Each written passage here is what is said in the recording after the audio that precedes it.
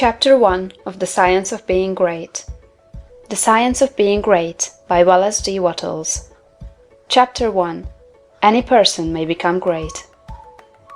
There is a principle of power in every person. By the intelligent use and direction of this principle, man can develop his own mental faculties. Man has an inherent power by which he may grow in whatsoever direction he pleases, and there does not appear to be any limit to the possibilities of his growth.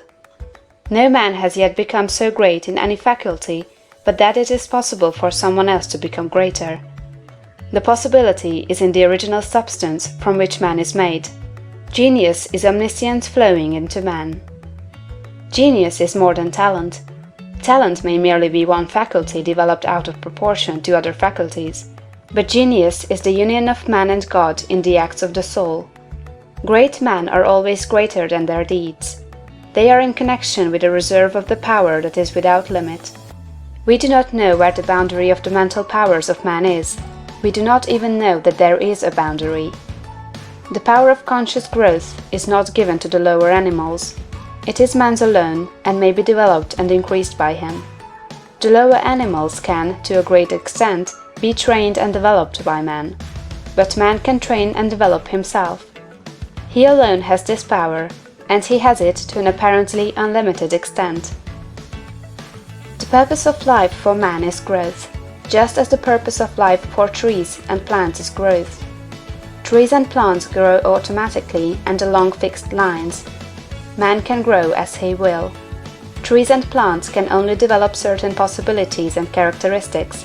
Man can develop any power, which is or has been shown by any person, anywhere. Nothing that is possible in spirit is impossible in flesh and blood. Nothing that man can think is impossible in action. Nothing that man can imagine is impossible of realization. Man is formed for growth, and he is under the necessity of growing. It is essential to his happiness that he should continuously advance.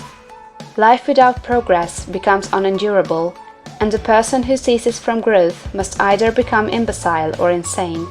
The greater and more harmonious and well-rounded his growth, the happier man will be. There is no possibility in any man that is not in every man. But if they proceed naturally, not two men will grow into the same thing or be alike. Every man comes into the world with a predisposition to grow along certain lines, and growth is easier for him along those lines than in any other way. This is a wise provision, for it gives endless variety. It is as if a gardener should throw all his bulbs into one basket. To the superficial observer, they would look alike, but growth reveals the tremendous difference. So of men and women, they are like a basket of bulbs. One may be a rose and add brightness and color to some dark corner of the world. One may be a lily and teach a lesson of love and purity to every eye that sees. One may be a climbing vine and hide the rugged outlines of some dark rock. One may be a great oak among whose boughs the birds shall nest and sing, and beneath whose shade the flocks shall rest at noon, but every one will be something worthwhile, something rare, something perfect. There are undreamed of possibilities in the common lives all around us in a large sense. There are no common people. In times of national stress and peril, the cracker-box loafer of the corner store and the village drunkard become heroes and statesmen through the quickening of principle of power within them. There is a genius in every man and woman, waiting to be brought forth. Every village has its great man or woman, someone to whom all go for advice in time of trouble, someone who is instinctively recognized as being great in wisdom and insight. To such a one, the minds of the whole community turn in times of local crisis. He is tacitly recognized as being great. He does small things in a great way. He could do great things as well, if he did but undertake them.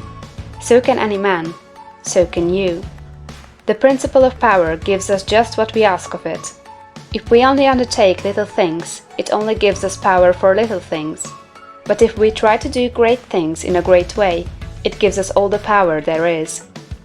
But beware of undertaking great things in a small way. Of that we shall speak farther on. There are two mental attitudes a man may take. One makes him like a football. It has resilience and reacts strongly when force is applied to it, but it originates nothing. It never acts of itself. There is no power within it. Men of this type are controlled by circumstances and environment. Their destinies are decided by things external to themselves. The principle of power within them is never really active at all. They never speak or act from within. The other attitude makes man like a flowing spring. Power comes out from the center of him. He has within him a well of water springing up into everlasting life. He radiates force, highest felt by his environment. The principle of power in him is in constant action. He is self-active. He hath life in himself. No greater good can come to any man or woman than to become self-active. All the experiences of life are designed by Providence to force men and women into self-activity, to compel them to cease being creatures of circumstances and master their environment. In his lowest stage, man is the child of chance and circumstance and the slave of fear. His acts are all reactions resulting from the impingement upon him of forces in his environment. He acts only as he is acted upon, he originates nothing. But the lowest savage has within him a principle of power sufficient to master all that he fears. And if he learns this and becomes self-active, he becomes as one of the gods. The awakening of the principle of power in man is the real conversion, the passing from death to life. It is when the dead hear the voice of the Son of Man and come forth and live. It is when it is awakened, man becomes a son of the highest, and all power is given to him in heaven and on earth. Nothing was ever in any man that is not in you. No man ever made more spiritual or mental power than you can attain, or did greater things than you can accomplish. You can become what you want to be. End of chapter 1.